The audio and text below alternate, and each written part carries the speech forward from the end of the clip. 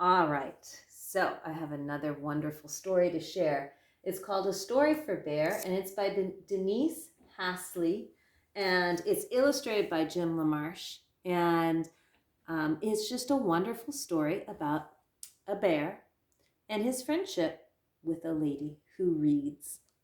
And as we go through this story, because you know me, I'm the queen of asking questions to help us think about what we're reading and make pictures in our heads.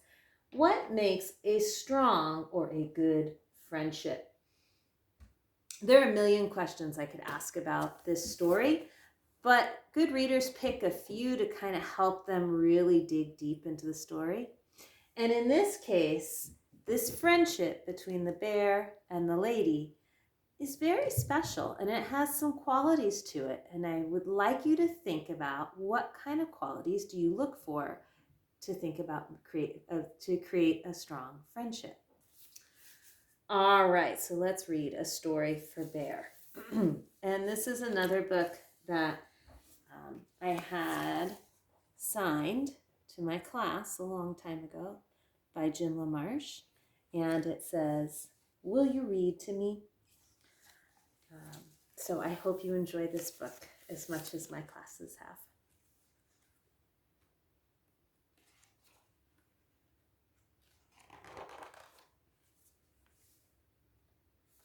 So it starts out with a letter just buried out in the leaves. And I'll read that to you. "Dear Eliza, your father and I have been cheered by your letter. We picture you often living near the woods where we summered. I remember days of berry picking and golden light shining through tall trees." And it's blocked by leaves. So this piece of paper, this letter, is just kind of out in the trees. And then here is Bear. Beautiful place. "One day, a young bear was not nosing through bushes when he saw something lying on the ground. He looked at it with curiosity. He sniffed at its tiny marks. Then the bear took it in his teeth and brought it back to his cave."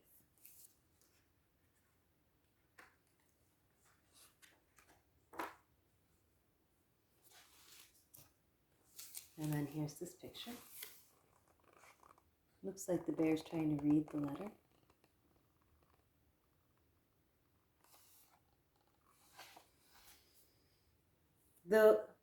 Through the years, the bear looked at the paper with wonder. It seemed as far away and mysterious as the moon.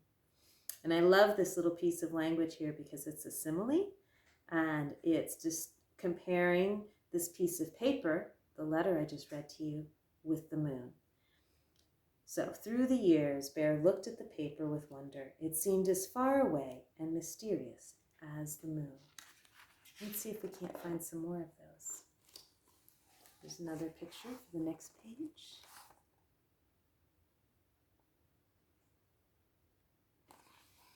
One summer afternoon, Bear ranged farther than usual from where he lived. He followed a scent until he came to a clearing, and there he saw several strange things all at once. There was a cabin and brightly colored laundry hanging on a line, and a woman. From behind a thick tree, he watched as the woman sat down and opened a mysterious square thing she was carrying. His nose tickled from the wonderful smells of the cabin, bacon and coffee and bread. But he gazed only at her, trying to understand what she was doing as she held the book. He felt calm as he watched her. When she closed the book, he ran away.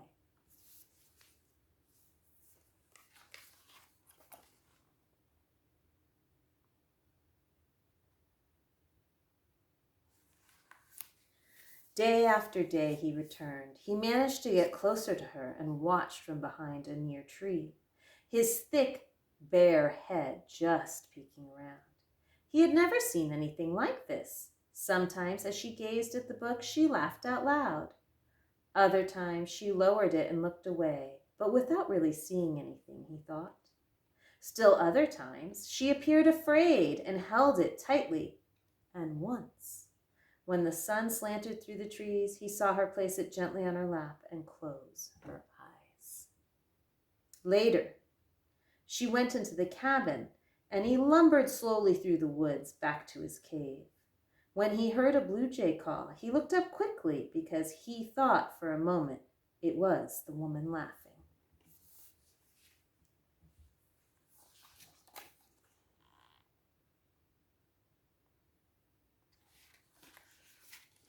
One afternoon, the woman was not in her yard. Slowly, his head moving from side to side, he walked towards her things. With one big paw,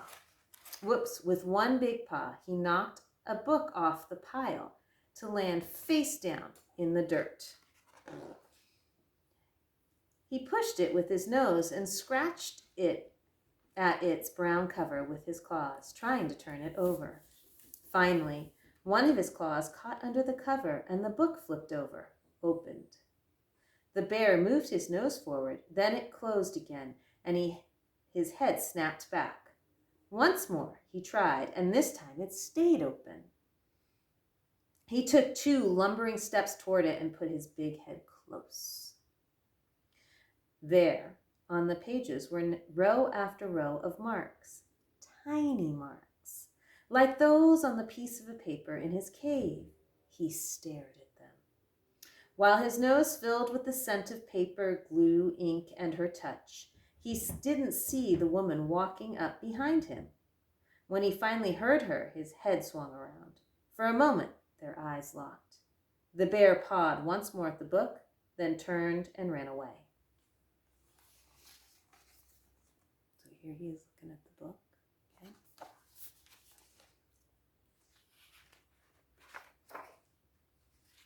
These pages are so thick, I'm not positive I'm turning them right. There's Bear, there's the lady. I think something might have changed here. The next day, he saw the woman sitting in her chair, the book with the brown cover on her lap.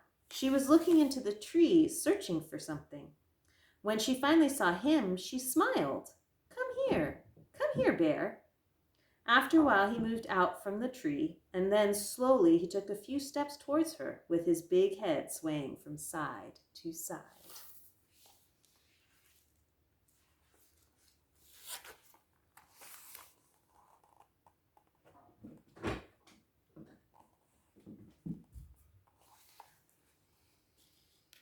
When he grew near to her, but not so near that he couldn't run, he lay down and looked up at her. She waited a moment longer. Then she carefully opened the book, and softly she began to speak. "There once was a sailor," she read, "who had to travel for many years over the sea before he could return home." The bear gazed up at her as she said the words and turned the pages. He couldn't understand any of what she was saying, but as he listened to the sound of her voice, happiness washed over him like waves.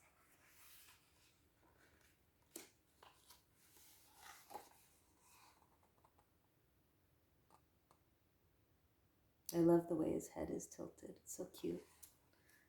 He returned day after day, all that summer. When she read in a fearful voice about the sailor getting lost, he felt afraid. When she laughed at how the sailor played tricks, the bear would feel strangely happy. When she read of his love, the bear looked up at the woman with wide eyes and watched as her gentle mouth formed the words. All the words she read made a story for her bear.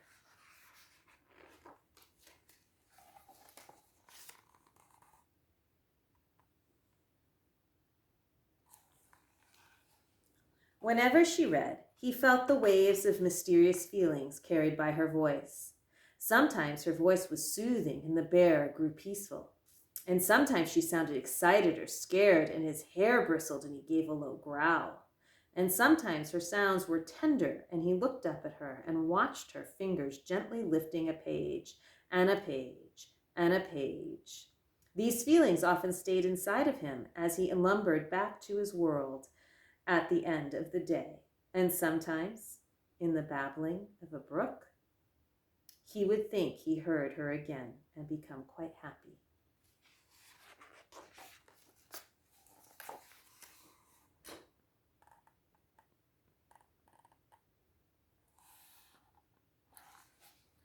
One afternoon, when he returned to the cabin, there was a chill in the air.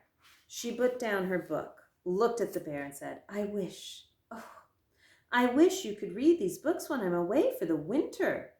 Then she smiled at him, and the bear, seeing her smile, felt lightness in his heart, and she began to read aloud again.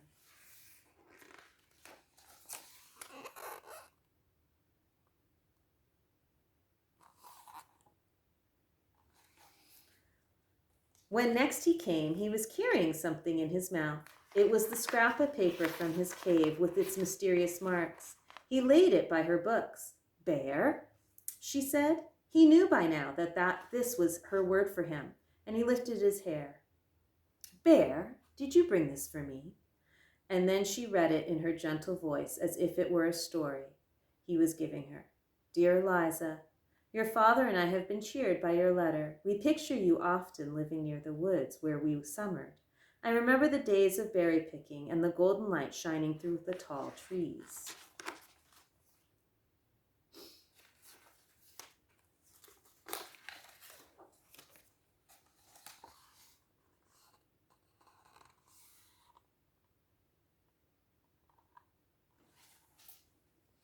When Bear next returned, the leaves were changing color.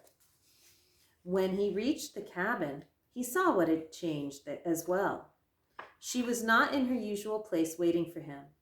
The bear walked into the yard, taking a few steps and moving his big head from side to side. He walked this way up to where the chair had been. There, under the tree, where she usually sat, were her books. There were many of them, more than he had ever seen, lying on a cloth, fallen leaves and pine cones on their covers. She had left them for him along with a piece of paper, as if she'd wished he could read it. For my bear. He looked at what she'd left with his big head close. He understood that she had gone as silence surrounded him.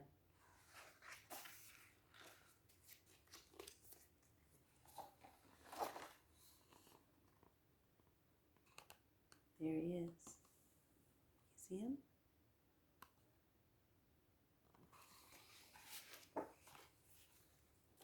Then, tenderly as he could, he put his teeth around the book with the brown cover and carried it away. All that afternoon he made the long journey from his winter cave to her yard and back again through the forest, carrying her books with their covers of green and red and black, their words of sailors and goddesses and far-off lands, while the stream whispered and the blue jays called.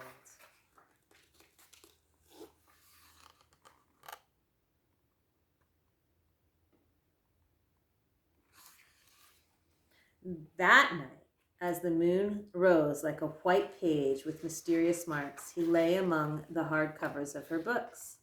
Finally, he slept. And while he slept, he heard her voice, gentle and near. She was telling him a tale of adventure and magic and love. And all that winter, before she came back in the spring, whenever he put his nose to the pages or touched the covers with his claws, she was there, reading to him.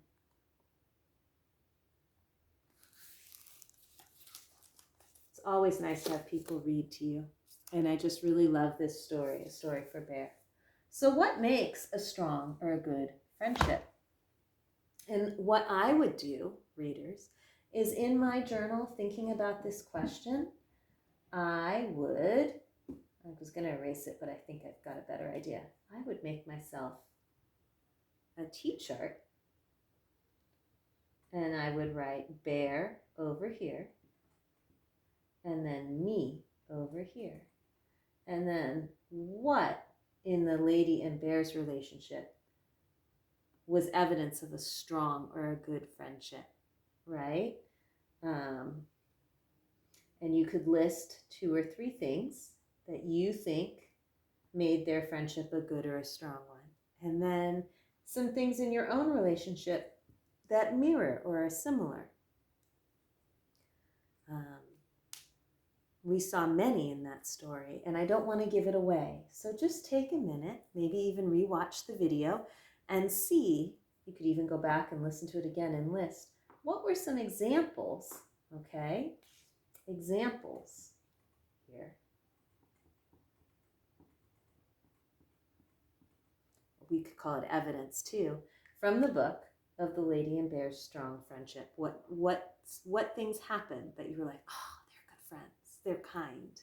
And then think of one of your friendships. Or if you feel like, I don't have any friends because you may be having a tough day, think of some things that you would want to have with a friend to show that you have a strong friendship. Okay? Anyway, readers, I hope you keep asking questions and reading good books, and have a beautiful day. Bye.